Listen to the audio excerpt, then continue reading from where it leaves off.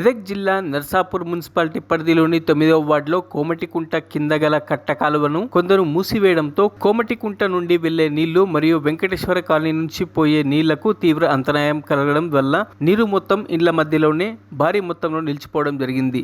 కాలనీవాసులు municipal chairman Ashok Goud గారికి తెలపడంతో ward councillor Sunitha బాలరెడ్డితో కలిసి ఆ ప్రాంతాన్ని వారు పరిశీలించారు. వెంటనే ఇరిగేషన్ అధికారి ఏఈ ఫణిభూషణ్ కు ఫోన్లో మాట్లాడుతూ కాలనీవాసులకు ఇండ్లు మునిగే ప్రమాదం ఉన్నందున త్వరలోనే వారికి ఎలాంటి నష్టం వాటిల్లకుండా చూడాలని, త్వరలోనే వాటిని తొలగించి కాలువను పునరుద్ధరించాలని ఏఈకి తెలపడం జరిగింది. త్వరలోనే వెంకటేశ్వర కాలనీకి, గోకుల్ కాలనీకి గల ఇబ్బందులను త్వరలోనే తీరుస్తామని మున్సిపల్ చైర్మన్ తెలియజేశారు. ఈ కార్యక్రమంలో వెంకటేశ్వర కాలనీ వాసులు పెద్ద మొత్తంలో పాల్గొన్నారు. ఇదేం చేసి పాపం అలా నేను కడుతున్నాం పైపులు ఆ రోజు ఆబ్జెక్షన్ చేశాను.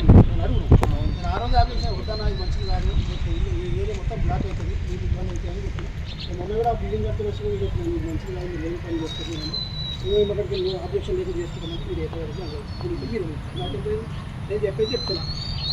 గతగలేక ఏం చేయగలుగుతాను నేను మాకు రంజాలకు నేను ఎందుకు డిస్టర్బ్ కావాలి నువ్వు అనుకున్నావు.